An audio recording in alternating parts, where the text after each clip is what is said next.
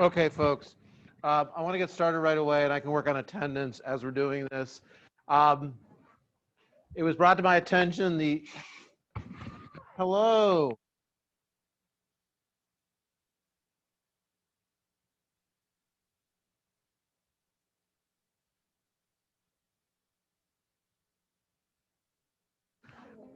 Yeah.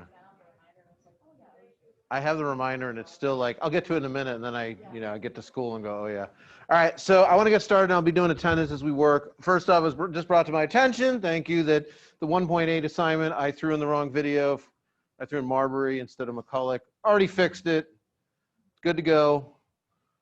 I'm sure you guys could have gone to YouTube and found some video on it, but you're good. We're good. Sorry about that. So today we're going to work on that. We're going to work on constitutional interpretations of federalism. And you have a choice here. You should be kind of familiar with these documents, at least what they're about. This sheet gives you a little blurb on them, just a little tiny blurb on them. And it's nice to use paper here. We're using so much digital, I figure if I can use paper, it's great. And so you're doing the assignments, you're getting the lectures and the videos from, other folks and so on. So we're looking at constitutional interpretations of federalism. So someone remind me, what is federalism? This is an easy question for you. Federalism, what is it? Say it again. It's ruled by the people, but it gets into kind of how we limit our government. Federalism. This is a big concept we got to know.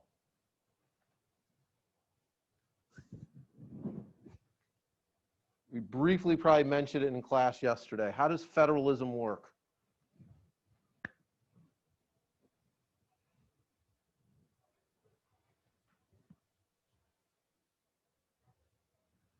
Yes.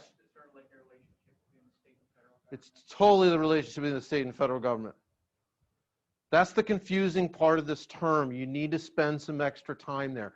I'm pretty confident you understand separation of powers in three branches, at least in concept.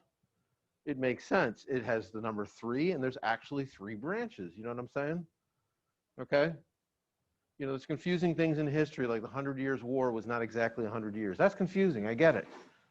Federalism is super confusing because the word federal is in there, but not the word states.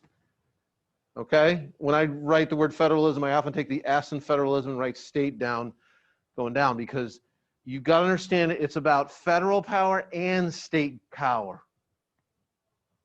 We limit our government through this. Are there things the states can't do but the federal government can do? Yes. Like what? What's one thing the federal government can do that the states cannot do? Give me something. I heard declare war, is that right? Declare war, yes. New York cannot invade Canada. Okay? Cool. Are there things only the states can do that the federal government cannot do?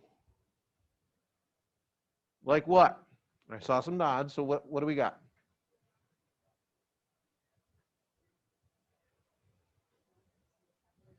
Say what?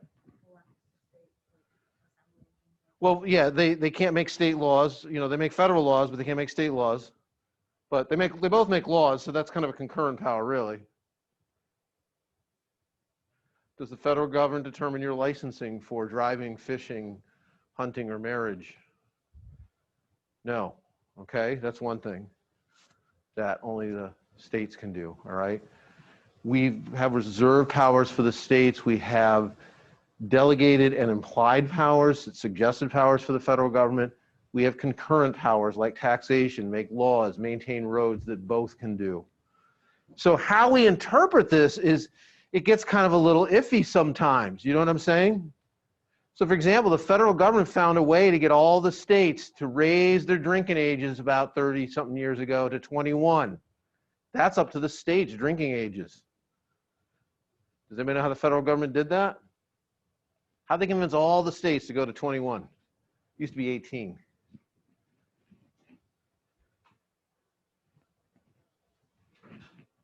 What convinces people to do a lot of things? Money. They said, hey, we have some federal like highway dollars. We're gonna give, give that money.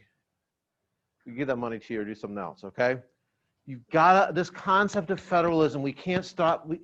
You should have learned this in U.S. history last year. It's not a word or a term or a concept you can kind of like stare at and go, that's one of those weird words I'll never know. We got to know it.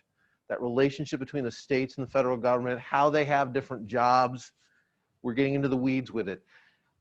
You've taken most of the social studies courses you've taken are history courses. We've done a little bit of history in here, but a lot of this is really governmental legal kind of stuff you're going to need to know. And I think it's important that we know it. So what you're going to do today is you're going to look at several documents here. Okay. So actually to help us out here, go to Schoology and it'll kind of give you a guide here, you'll see.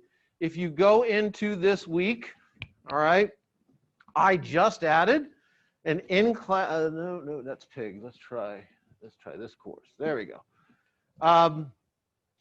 If you go into this week, okay, I have right at the top, in-class constitutional interpretations of federalism activity. And we're going to work on this today. You have a copy of the guide already. You're going to examine the documents that are listed there. Okay. It's giving you a little bit of a synopsis, but then your question is the same for each one. How does this create a debate in relation to federalism? To help you out, I have put copies or excerpts of the document. Actually, some of these are not excerpts. You're going to get to like Amendment 10 and go, where's the rest of it? And I'm like, that's Amendment 10. Isn't that amazing? Like sometimes it's that simple. But then you get over here to like Amendment 14 and it's like, that's a bit more, okay? So I put them around the room, 1, 2, 3, 4, and then 5's in the back. I'll put a little reminder. So you're welcome to get up and look. You need to stay socially distanced as much as possible. If you're not comfortable with that, I do have it here. You can use the electronic version, and if you want to work at your desk, that's fine, okay? But how does this document, and this is a chance to get more familiar with what these are like foundational documents, okay? Parts of the Constitution, amendments to the Constitution that you've got to get familiar with, okay? So they are there. The last one, implied powers, those are just like the ones we created over time. I don't have a sheet for you to get up and look around. And then you have 2 court cases that if you did the homework, you should be already familiar with. But I have provided in here a link to Oye. Okay, it looks like Oyez, but it's Oye. And I also provided a video for you to look at as well. And the plan is we may not get through all of them. In fact, why doesn't this half of the room, you start with the Supreme Court cases on the back, okay, and answer that question for the 2. And then this side, and then work your way back, okay? And then this side, you start with number 1 and work your way forward. And hopefully by then we'll have everyone, at least somebody who can share on each one. Does that sound good? Cool. Cool. No doubt. Okay. All right. So let's get it working. Cool. And if you want to talk with someone, stay distance, but you can talk down the table to them or whatever and ask each other for help as you're working along, or you can work alone. Be a lone wolf. El Lobo.